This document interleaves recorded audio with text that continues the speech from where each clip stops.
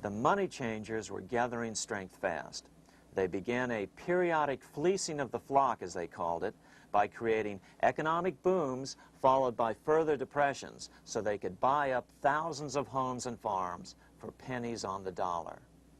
In 1891, the money changers prepared to take the American economy down again, and their methods and motives were laid out with shocking clarity in a memo sent out by the American Bankers Association, the ABA, an organization in which most bankers were members. Notice that this memo called for bankers to create a depression on a certain date 3 years in the future. According to the Congressional Record, here's how it read in part. On September 1st, 1894, we will not renew our loans under any consideration. On September 1st, we will demand our money. We will foreclose and become mortgagees in possession. We can take 2/3 of the farms west of the Mississippi and thousands of them east of the Mississippi as well at our price. Then the farmers will become tenants, as in England.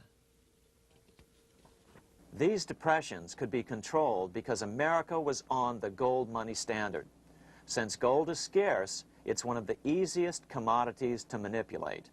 People wanted silver money legalized again so they could escape the stranglehold the money changers had on gold money.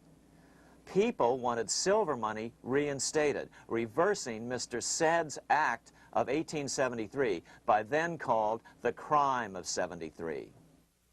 By 1896, the issue of more silver money had become the central issue in the presidential campaign. William Jennings Bryan, a senator from Nebraska, ran for president as a Democrat on the free silver issue. At the Democratic National Convention in Chicago, he made an emotional speech which won him the nomination entitled Crown of Thorns and Cross of Gold. Though Bryan was only 36 years old at the time, this speech is widely regarded as the most famous oration ever made before a political convention. In the dramatic conclusion, Bryan said, "We will answer their demand for a gold standard by saying to them, you shall not press down upon the brow of labor this crown of thorns, you shall not crucify mankind upon a cross of gold." The bankers lavishly supported the Republican candidate, William McKinley, who favored the gold standard. The resulting contest was amongst the most fiercely contested presidential races in American history. Bryan made over 600 speeches in 27 states. The McKinley campaign got manufacturers and industrialists to inform their employees that if Bryan were elected, all factories and plants would close and there would be no work. The ruse succeeded. McKinley beat Bryan by a small margin. Bryan ran for president again in 1900 and in 1908, but fell short each time. During the 1912 Democratic Convention, Bryan was a powerful figure who helped Woodrow Wilson win the nomination. When Wilson became president, he appointed Bryan as Secretary of State, but Bryan soon became disenchanted with the Wilson administration.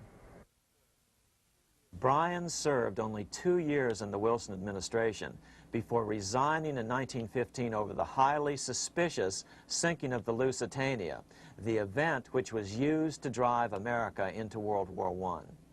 Although William Jennings Bryan never gained the presidency, his efforts delayed the money changers for 17 years from attaining their next goal, a new, privately owned central bank for America.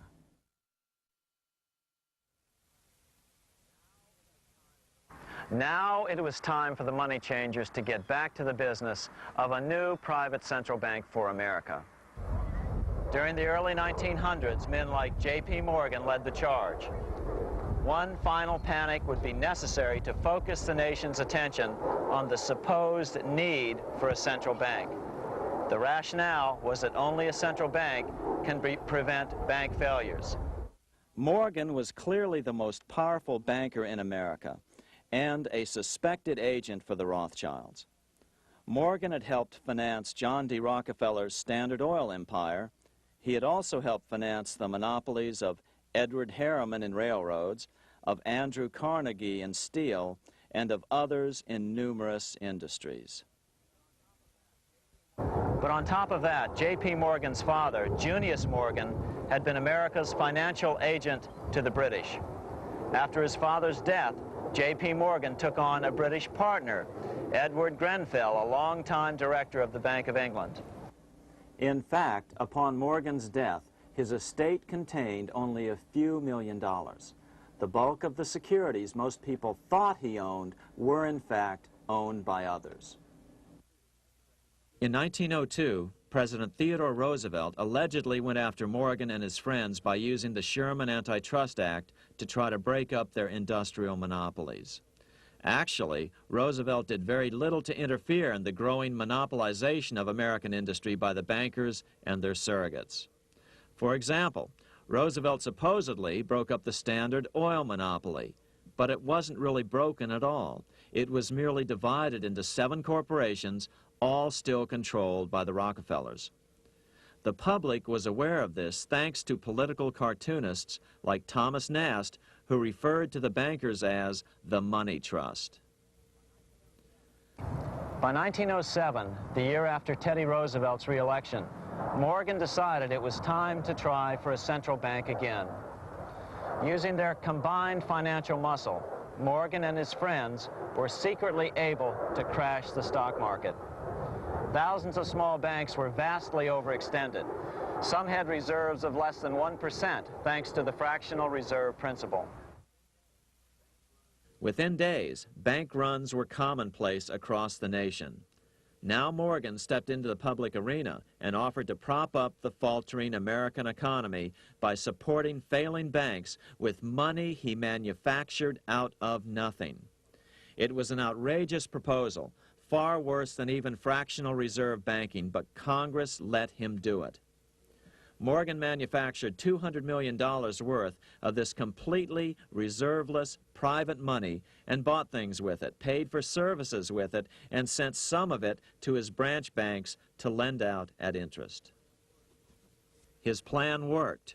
Soon, the public regained confidence in money in general and quit hoarding their currency. But as a result, banking power was further consolidated into the hands of a few large banks. By 1908, the panic was over, and Morgan was hailed as a hero by the president of Princeton University, a man by the name of Woodrow Wilson. All this trouble could be averted if we appointed a committee of 6 or 7 public-spirited men like J.P. Morgan to handle the affairs of our country. Economics textbooks would later explain that the creation of the Federal Reserve System was the direct result of the panic of 1907. Quote, "With its alarming epidemic of bank failures, the country was fed up once and for all with the anarchy of unstable private banking," close quote.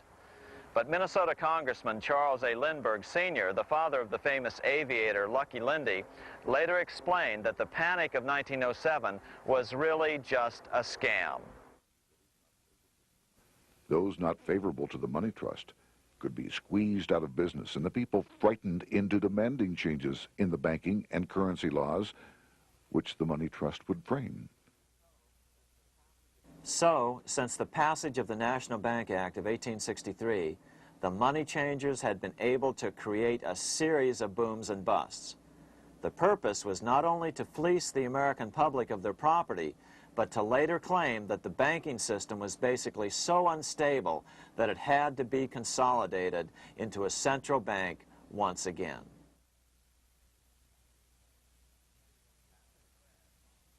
After the crash, Teddy Roosevelt, in response to the panic of 1907, signed into law a bill creating something called the National Monetary Commission. The commission was to study the banking problem and make recommendations to Congress. Of course, the commission was packed with Morgan's friends and cronies.